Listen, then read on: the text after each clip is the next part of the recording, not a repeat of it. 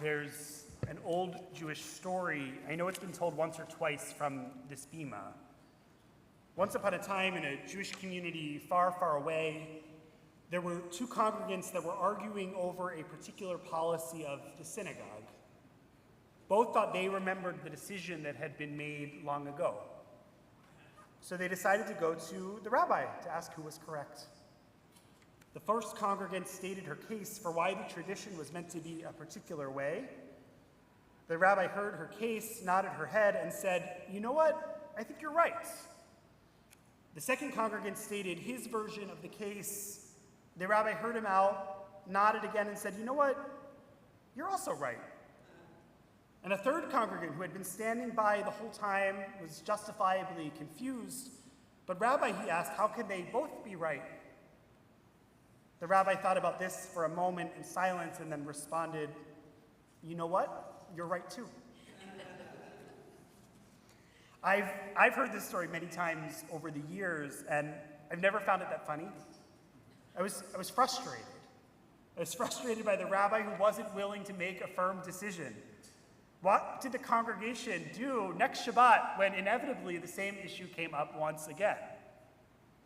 I understood the rabbi's response as avoidant, maybe a dereliction of duty when what was called for was leadership. And then something changed for me. I became a rabbi. And now if you ask me my opinion, if you're correct in an argument, I'll say, "You know what, you're right too." I'm mostly joking, mostly. The truth is there are many situations in life that, despite the logic of it all, we both can be right. We both have to be right. I learned a lot about this phenomenon in rabbinical school, because when rabbis make decisions about Jewish law, they're almost never making a decision about right and wrong.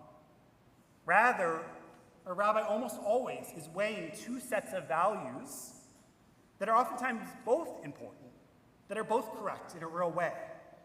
And the decision that's ultimately made is the right decision for that moment in that community, not for all time and in every place. I think we inherently get this. Maintaining good relationships often involve believing that you both could be right. Politics, when they work, hopefully requires a similar instinct. But what about matters of Torah? Certainly there must only be one set of divine laws from God. And yet, the rabbis on more than one occasion struggled with texts that seemed to contradict each other within the Bible itself. Could it all be right?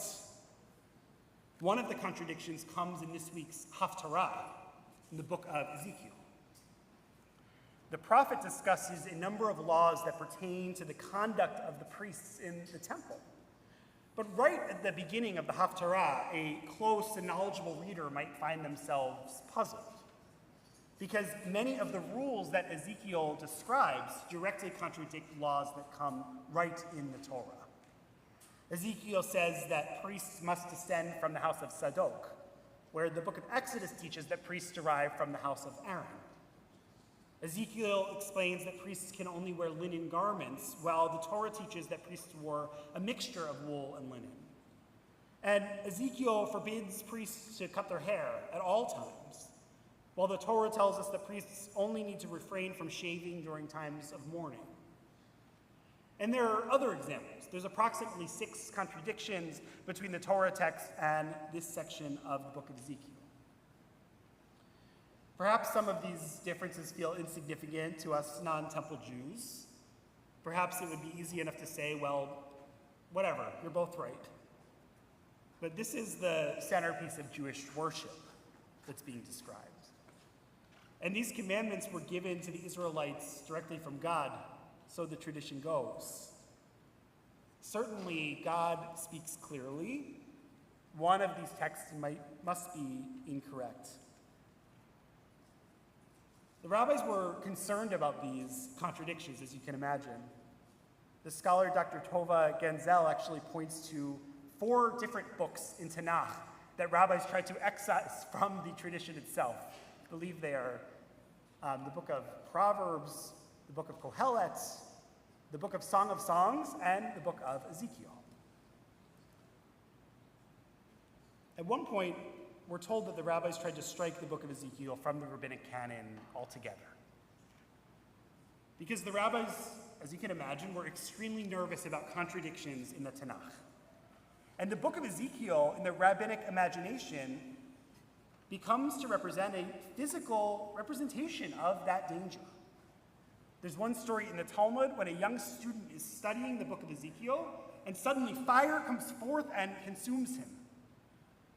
Disagreement in God's word is potentially a dangerous force.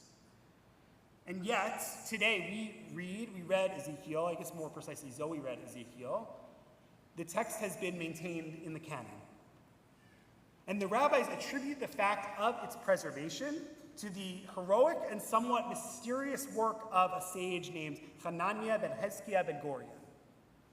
The Talmud teaches, Hananiah ben Hezkiah is to be remembered for a blessing, because were it not for him, the book of Ezekiel would have been removed from the Bible due to its contradictions with the Torah. What did Hananiah ben Hezkiah do? He took 300 barrels of oil up to his upper chamber, and he reconciled all of the contradictions.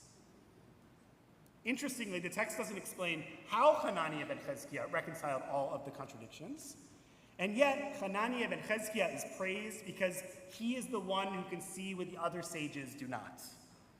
That perhaps both texts could be right. I think the images of this short text are highly symbolic. Hananiah goes up into the upper chamber. It's as if the work of looking for common ground, of resolving differences, it's only work that happens in the heavens.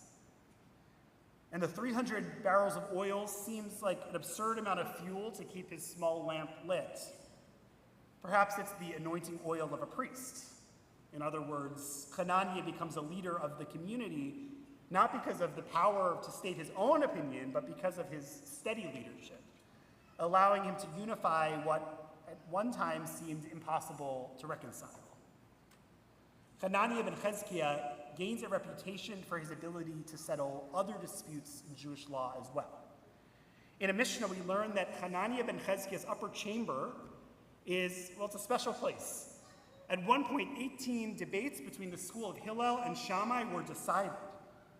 And in each of these 18 matters, the opinion of Hillel, who we usually follow, was not the decision that was made. Rather, in these matters, they ruled according to the opinion of Shammai. Rabbi Josh Kolp, in his commentary on the Mishnah, reminds us that while rabbinic literature gives us the result of thousands of conversations of Jewish law, very rarely are we told where the decision took place. Although we cannot be sure what happened on that day in the upper chamber, writes Kolp, it certainly was a day that became legendary in the mind of the rabbis. In this text, Hananiah ben Hezkiah is the one who helps the sages see the views of the school that was generally overlooked. In his patience, his care, perhaps in his empathy, he found Torah amongst those who had not previously been listened to. So how did Hananiah ben Hezkiah do it? A number of both medieval and modern commentators, they have suggestions.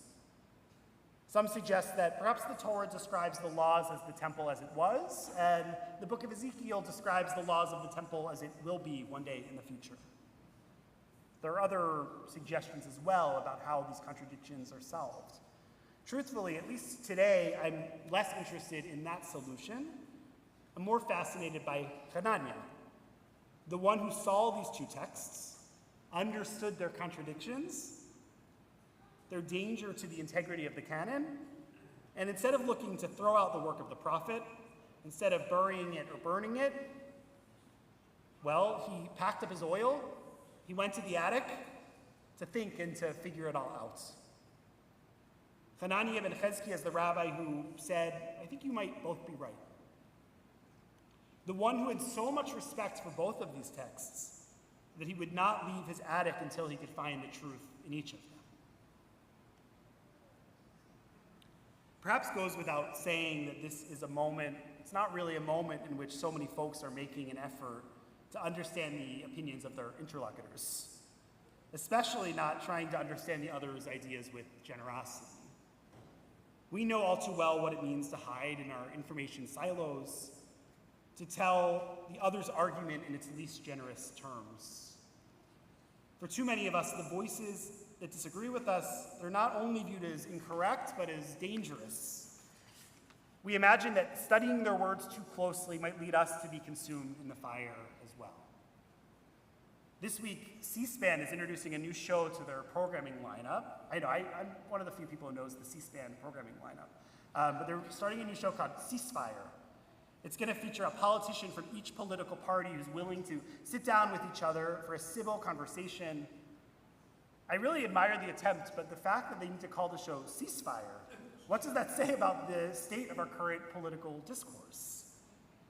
And we know that college campuses have been critiqued by folks of all political stripes for their narrowing of the ideological discourse.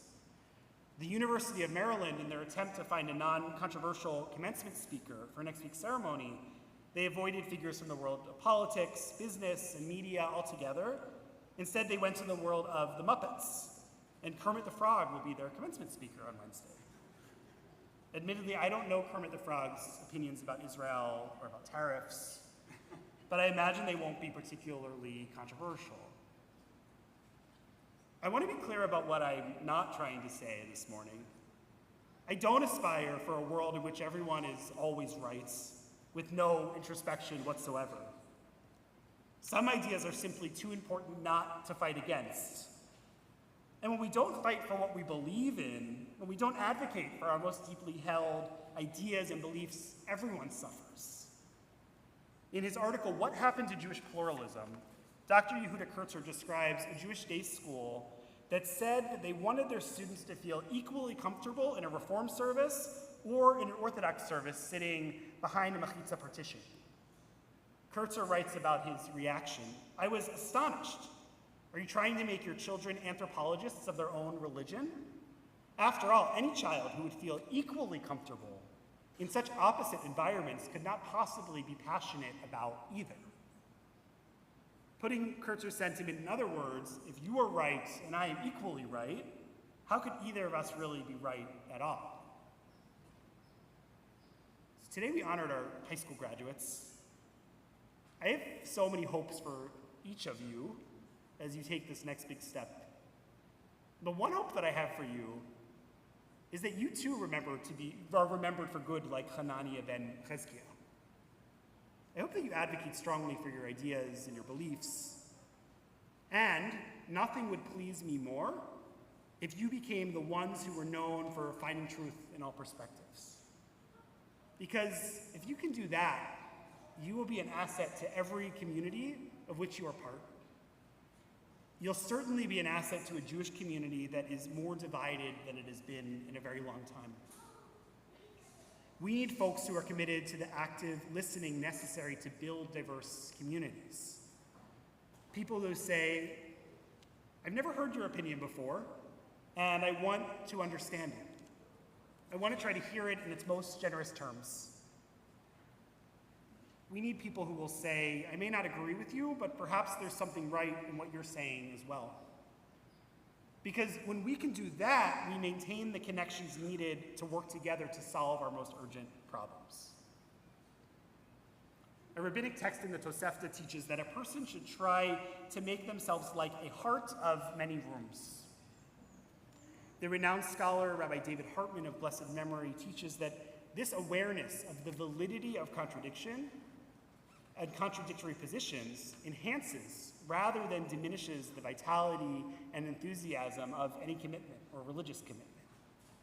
Hartman explains that the test of an excellent Torah scholar was his ability to read and analyze a Talmudic text and to defend both sides of the disagreement by offering imaginative and compelling reasons for both positions.